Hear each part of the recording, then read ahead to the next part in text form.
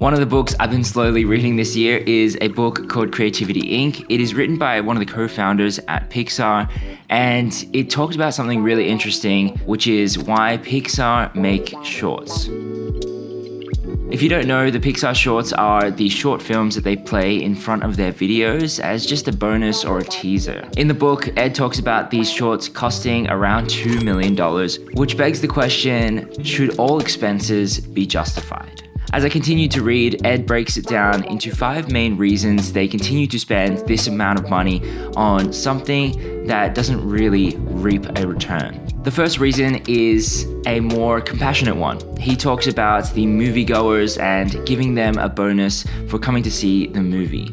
And I think it also paints a picture as Pixar that they care about the audience and they want to give as much value as possible. Reason number 2 follows that same thread of care but in artistry. Since these shorts don't really have a commercial value, it allows Pixar to invest in different artists and different skills that they can work on and experiment in a smaller space and allow them to dream up whatever they want.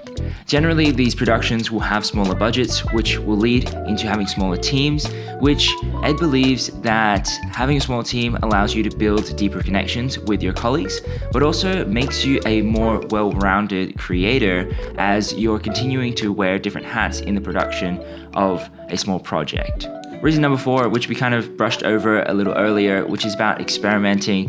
And experimenting with a smaller budget allows you to not have as much risk compared to experimenting in a big movie with 10 times the budget. This allows you to experiment, and if it fails, then that's okay. Kind of. To me, losing $2 million would kind of suck. The final reason Ed talks about is progress. Progress not only technically in the way that they process this film and try new techniques and techniques that work, they can move it into movies, but also individually. Individually, as a director, as an animator, you're going to be building up those skills to be able to work on bigger projects in the future. As I read this portion in the book, it made me reflect on 2 main things. Number 1, I think as a society, we have a very big pressure on being productive.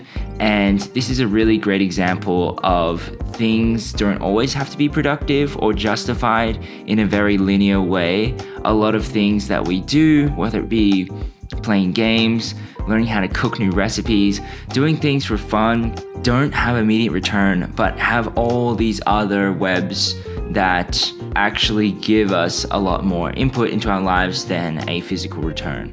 And I think balancing that is a really fine line and is always something fun about life to balance. And the second thing to help with that balance is just to be more intentional.